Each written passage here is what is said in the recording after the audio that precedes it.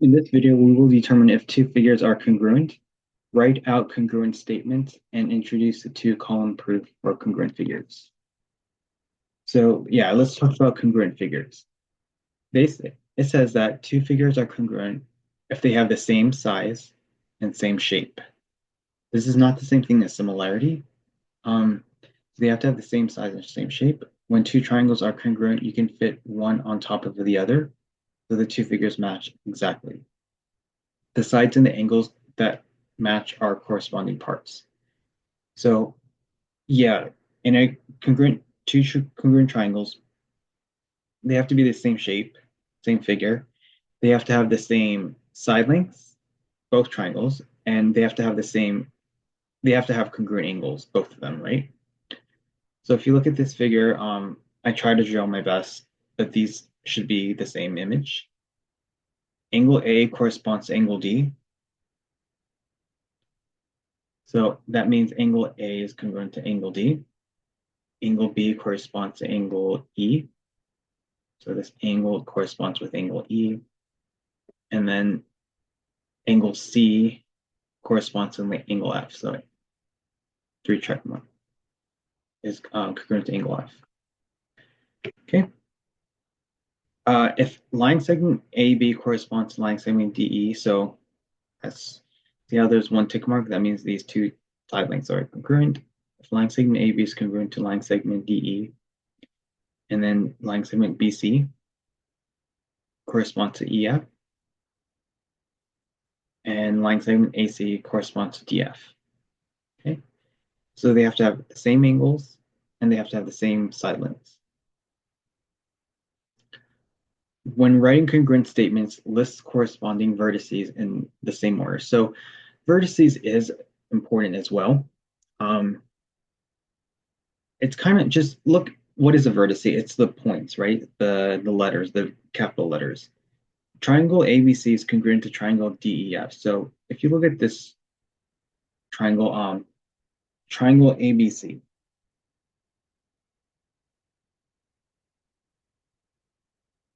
is congruent to triangle DEF. So as you can see, orders does matter. Here's point A or vertex A, vertex B, and vertex C, right? It is congruent to triangle DEF. And they have to be in the same order. You can also say what else in the you can also say triangle ABC ACB is congruent to triangle DFE. So A, C, D. So this order, ACB is congruent to DFE. So as you can see, the orders matter. They have to be the same order. Okay.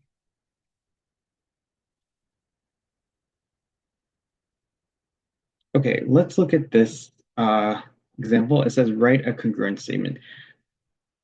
I know the image is a bit off, but they should be identical. So you should see two triangles that are identical.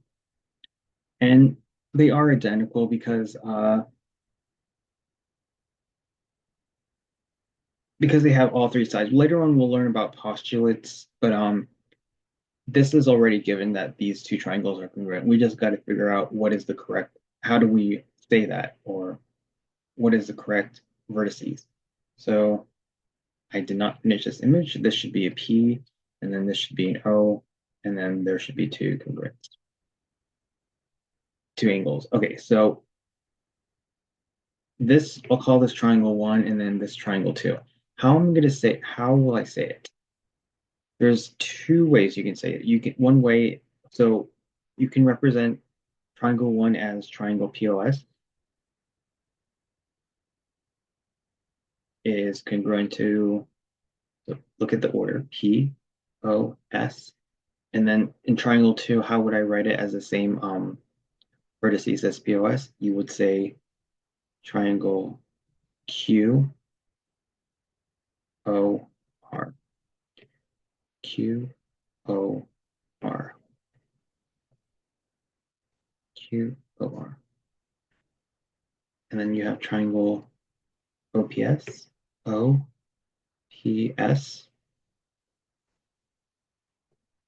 is congruent to triangle OQR. Okay, so you could say it those two ways. It's just the order doesn't, as long as it's the same order, you should be good.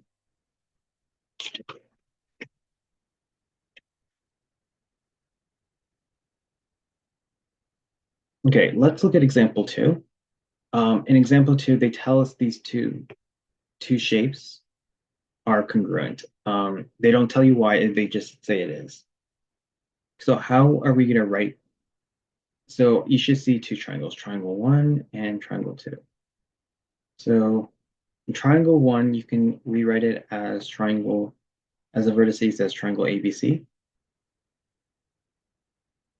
is congruent to triangle. Now, how would I rewrite that as the same way as vertices ABC? So look where A is here, A is here, B is there, C is there. So you can rewrite that as, for this triangle two, you can rewrite that as triangle CDA.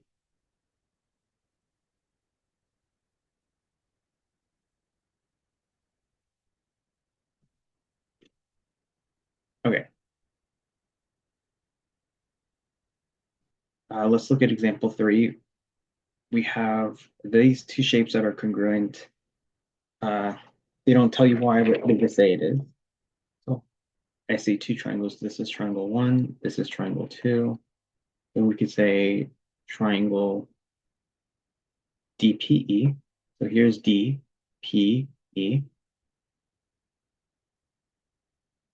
How would I write, what do you think? How would I write triangle two as the same vertices or the same order as triangle DPE? So here's DPE. Yes, exactly. You could say triangle FPE.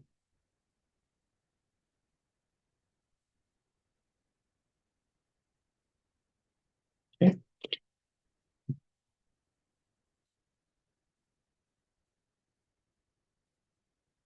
Okay, let's look at example four. We have this pentagon, and these two pentagons are congruent and may not look like congruent because of my drawings, but they are congruent. They're exactly the same shape. So I just got to make a statement. How would I say that?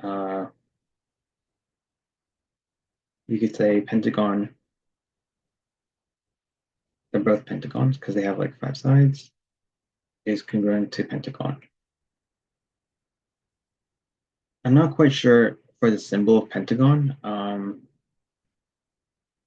Yeah, I think pentagon, I guess you could say five shapes. So pentagon has five shapes. One, two, three, four, five. One, two, three, four. So you could say this shape, and then here's pentagon one. How would I describe this? There is missing an X right here. So you can just you can list this as pentagon X, Y, Z, V, W is congruent to pentagon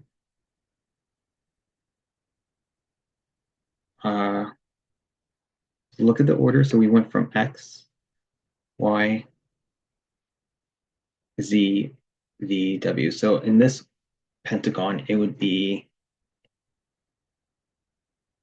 J, N, M, L, K.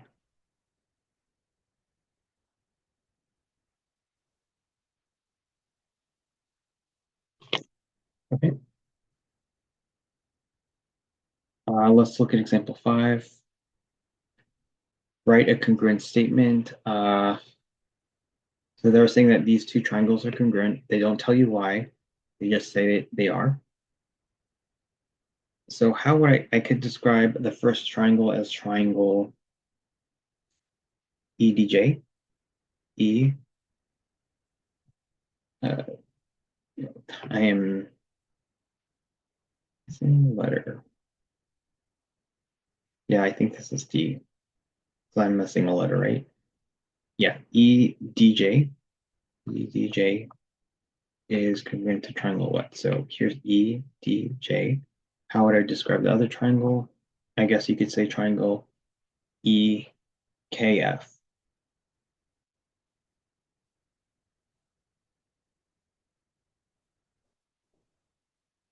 So that is example 5.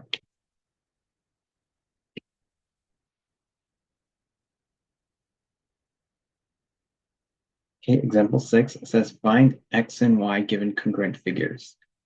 So they're saying that these two shapes are congruent.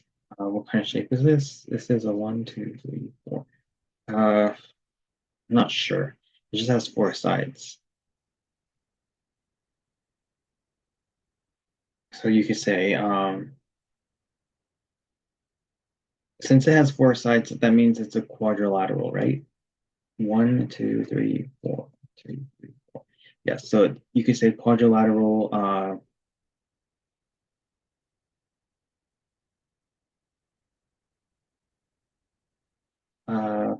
on this one, you could say quadrilateral ABCD. So here's ABCD is congruent to quadrilateral EFGH. EFGH. Now, how can we do this?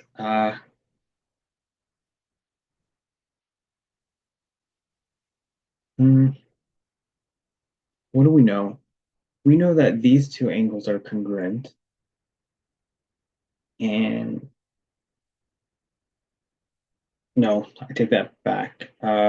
This angle 135 is congruent to this angle here, which is 10x, which I did not write. 10x plus 65. Okay, so angle B is congruent to angle F. So if that's true, you could say 135 equals to 10x plus 65. What other thing can we say? Angle E is related to what? Yes, angle E is congruent to angle A. Angle E is congruent to angle A. So you could say 28 equals to 4y minus 4. Okay, and then go ahead and try solving for x. So you would subtract 65, subtract 65, 135 minus 65 is 70 equals to 10x. Divide this by 10, x equals 7. And then over here, you're going to solve for y, so add 4. It's 32 equals to 4y. Divide this by 4.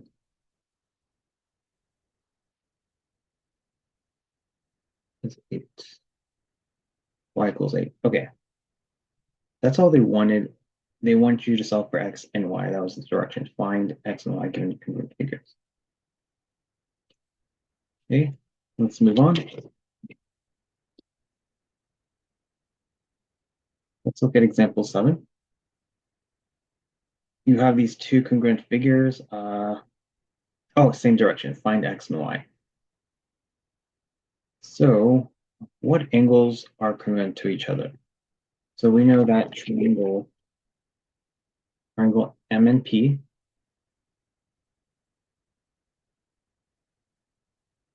is congruent to triangle RST.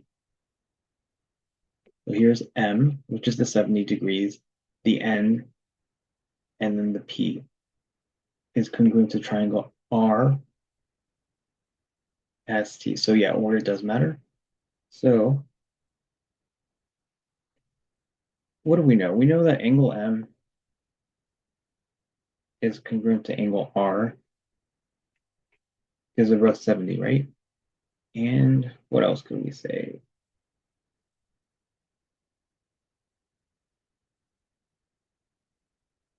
I guess you could say angle S is congruent to angle N, or we could say angle N is congruent to angle S. So let's write that out. Angle N is 4y minus 4 is equal to angle S, which is 48. And then go ahead and solve for y. So you're going to add 4, you get 4y equals to 48 plus 4, which is 52. Divide this by 4, and I get 13. So y equals 13. And what else do we know? We also know that angle P is congruent to angle T. Okay, so angle P is 5x minus 3, and that equals angle T, which is 62. Okay, go ahead and solve for x. So you're going to add 3, you get 5x equals to 65. Divide this by 5, x equals to 13.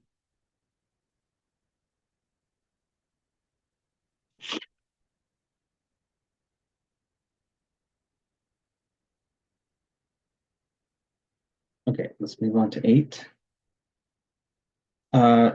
Here we have these two angles. So we have these two, this shape, and they tell us that this angle is congruent with this angle, that's it, and then you have these two right 90-degree angles. So what they want is give a reason for each statement. So in reason part A says, why is angle A congruent to angle DCE? So where's angle A? This 90 degree. And where is angle DCE? DCE is this also this 90 degrees. So you could say, why would that be?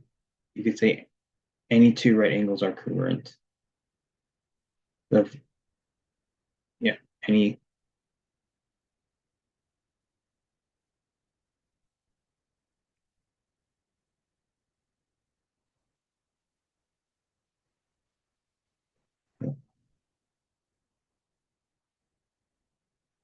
letter B, angle AEB is congruent to CED. So angle AEB, this angle is congruent to angle CED. See how you have these two marks? That means they're congruent. And why are these two angles congruent? They look, because they make that crisscross, it looks like they're vertical angles, right? So you could say, yeah, vertical angles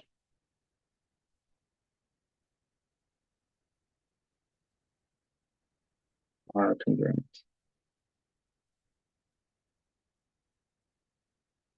Okay, letter C.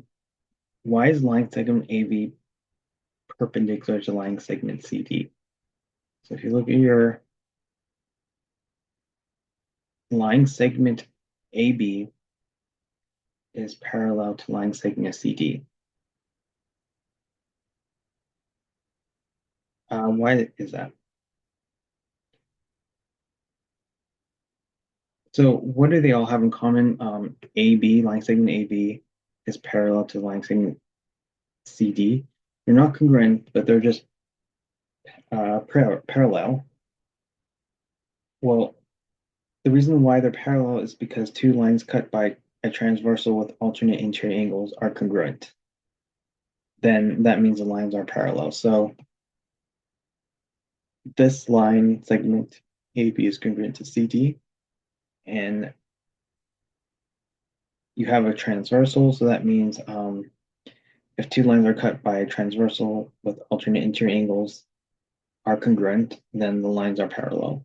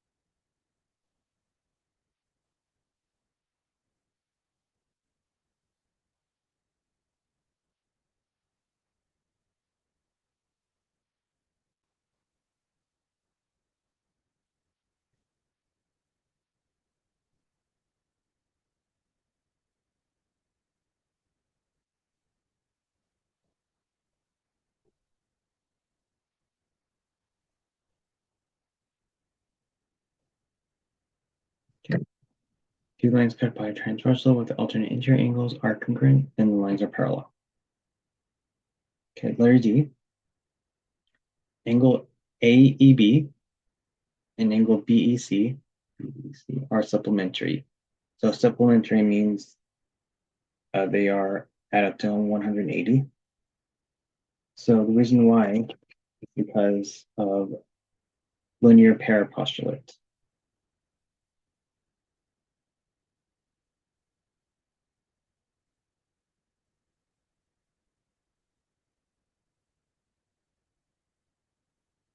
Okay. So yeah, angle AEB is and angle BEC are supplementary.